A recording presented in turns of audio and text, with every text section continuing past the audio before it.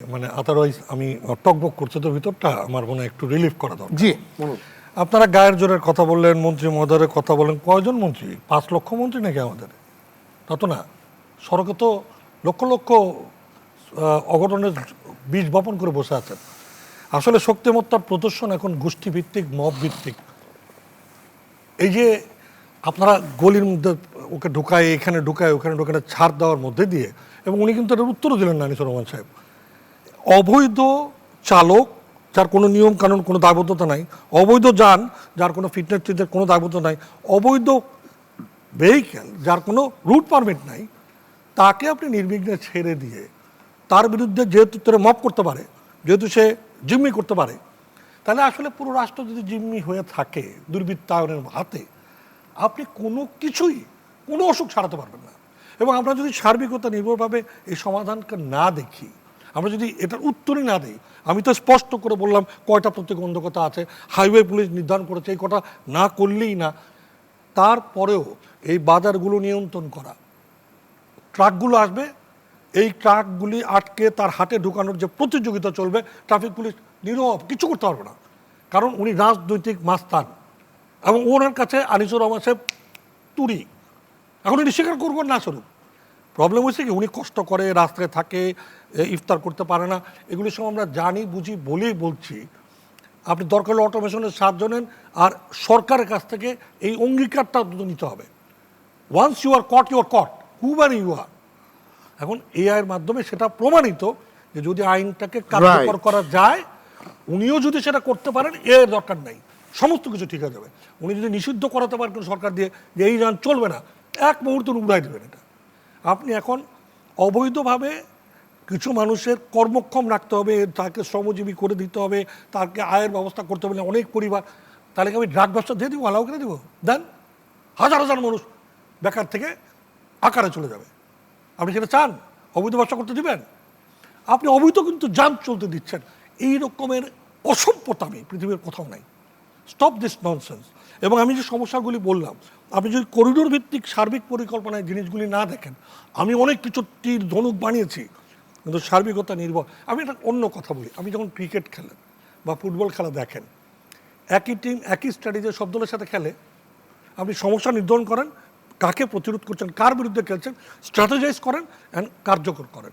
ওই যে পরিকল্পনা যখনই কার্যকর হয়, ধরেন এই যে স্ট্যাগারিং করে ছুটি, আর টিভির কৃতিত্ব, আমরা বারবার বলেছি স্ট্যাগারিং করে ছুটি দেন, তাইলে ধীরে ধীরে ধীরে মানুষ যাবে, পরিবার আগে যাবে, গার্মেন্টসের লোকজন আগে যাবে। এটা কিন্তু অনেক বছরের আলোচনার ফলে এটা একটা কার্যকর পন্থা হিসেবে দেখা হয়েছে। কিন্তু শুধু ছুটি দিলে তো হবে না, অন্যগুলিকেও দেখতে হবে। উনি কিন্তু বললেন, এবং আমরা এখানে শোনার কেউ নাই তো, কিন্তু আমাদের মাধ্যমে যদি শুনে, এটি দুর্ঘটনা প্রবণ একটি সময় নৌপথের জন্য।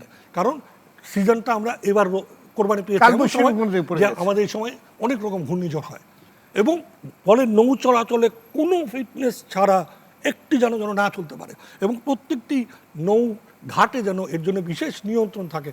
এই পদক্ষেপ কি নিচ্ছেন? আনিস ভাই তো একবার বললেন না পদক্ষেপগুলি উনি কী নিচ্ছেন।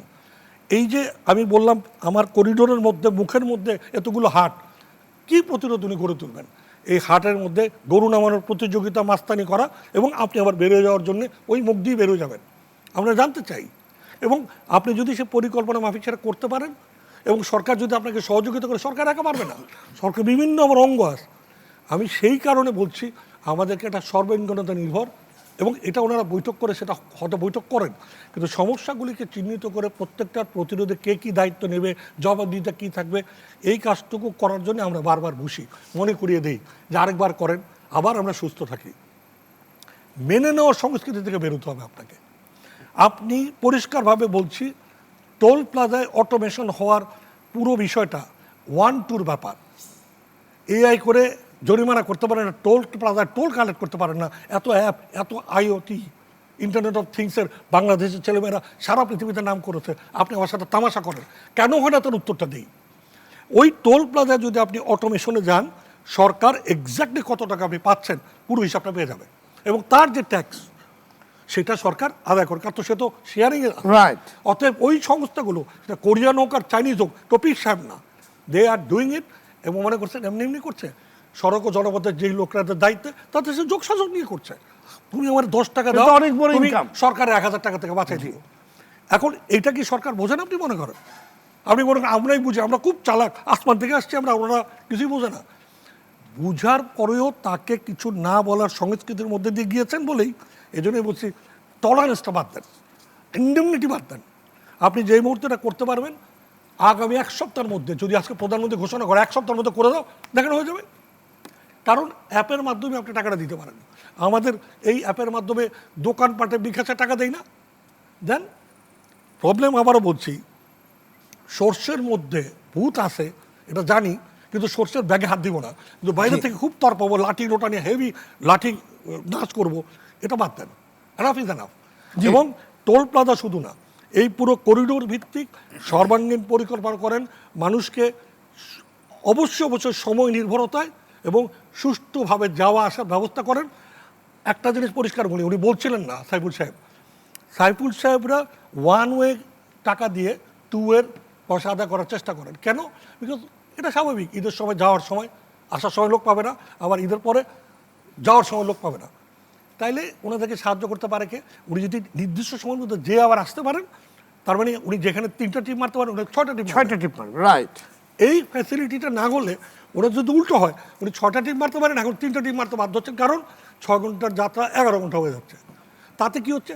ড্রাইভার ফ্যাটিক হয়ে দুর্ঘটনা করছে, নৈতিক যে একদিকে ড্রাইভার ফ্যাটিক হয়ে দুর্ঘটনা করছে, যাত্রীরা প্রক্ষালনগত না থাকতে অসুস্থ হচ্ছে, আর উনিও যেহেতু তার লস হয়ে যায়, তখন উনি বিভিন্নভাবে কায়দা করে, মানে একজন যাত্রীর উপর ডাবল ভাড়া চাপিয়ে দাও, এটাও তো এখন আপনাকে পুরো চক্রটা যদি আমরা না বুঝি, সমস্যা নির্ধারণে তার দিকটাও যদি না বোঝার চেষ্টা করি, এই জন্য বারবার বলছি এটা একটা সার্বিকতা নির্ভর পরিকল্পনার মাধ্যমে সমাধানের জায়গা। এই অ্যাডহক ভিত্তিতে এটা ওইটা করেছি, ওটা ধরেছি, ওটা মেরেছি, এবং হবে না। এবং আপনি এককভাবে করলেও হবে না।